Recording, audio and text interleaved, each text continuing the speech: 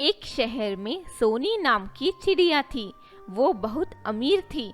उसके दो बच्चे थे, एक लड़का और एक लड़की। लड़का का नाम काला कौवा, लड़की का नाम छाया कबूतर। बच्चों, अब खेलना बहुत हो गया। अब चलो, पढ़ने का वक्त हो गया है। हर वक्त सिर्फ खेल खेल में ही डूबे रहते हो। क्या माँ, आप भी पढ़ाई करो कहती रहती हो। मुझे नहीं करना है पढ़ाई। हाँ माँ, मुझे भी नहीं करनी पढ़ाई।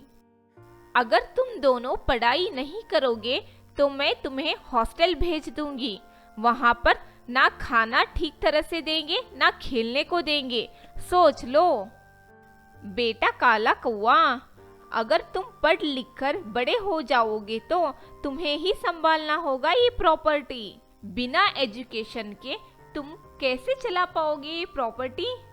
माँ, आप इस तरह से लेक्चर मत दिया करो हमें। आगे जाकर तुम्हें ही इस प्रॉपर्टी को संभालना है। सुधर जाओ बच्चों, अभी भी वक्त है। सोनी चिड़िया अपने बच्चों को समझाकर चली जाती है। माँ तो चली गई भैया, चलो खेलने चलते हैं।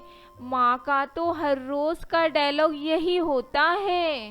हाँ हाँ, चलो चलते हैं। काला कौवा और छाया कबूतरनी माँ की बात को अनसुना करके खेलने चले जाते हैं।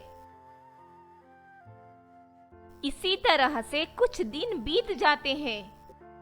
बेटा, मुझे लगता है मेरे जाने का समय आ गया है। तुम अपना और अपनी बहन का ख्याल रखना। और मैंने ये प्रॉपर्टी आश्रम को दे दिया है। मेरे बच्चे तो अच्छी तरह से पढ़ लिख ना सके, इसीलिए ये प्रॉपर्टी मैंने आश्रम को दे दिया है। इससे गरीब बच्चों की मदद होगी। सोनी चिड़िया ये बोलते गुजर जाती है। माँ ने तो हमें भिखारी बना दिया। मरने से पहले तो ये प्रॉपर्टी तुम्हें ही संभालना है कहती थी, मगर अब हमारे हाथ एक फूटी कौड़ी भी नहीं है। छाया, अब हम कहाँ जाएंगे? भैया, ये प्रॉपर्टी हमारा है। माँ ने तो इसे दान किया है। जाकर उनसे कहते हैं कि यहाँ कुछ दिनों तक हम रुक सकते हैं। वो जरूर हमारी बात मान लेंगे। हम सोनी चिड़िया के बच्चे हैं, काला कौवा और छाया कबूतर। हाँ हाँ, बोलिए, हम क्या मदद कर सकते हैं आपकी? हम कुछ दिनों तक हमारे घर में क्या हम रुक सकते हैं? जी जी बिल्कुल, आप जितने दिन चाहे उतने दिन रुक सकते हैं। भैया, अब हमें कोई चिंता नहीं। अब हम आराम से इस घर में रह सकते हैं। इसी तरह से कुछ दिन बीत जाते हैं। काला कौवा जी और छाया जी, अब आप यहाँ पर नहीं रुक सकते। वो क्यों? हमने ये प्रॉपर्टी बेच दी है। किसको पूछकर आपने ये प्रॉपर्टी बेची है? हमें पूछने की जरूरत नहीं है। सोनी चिड़िया जी ने ये प्रॉपर्टी आश्रम के नाम किया है। कृपया करके आप यहाँ से चले जाइए। हमने सुना है सोनी चिड़िया अपने बच्चों की चिंता में चल बसी। उनके बड़े बेटे आलसी हैं, काम काज कुछ भी नहीं करते। अच्छा हुआ जो उनकी माँ पहले ही चल बसी।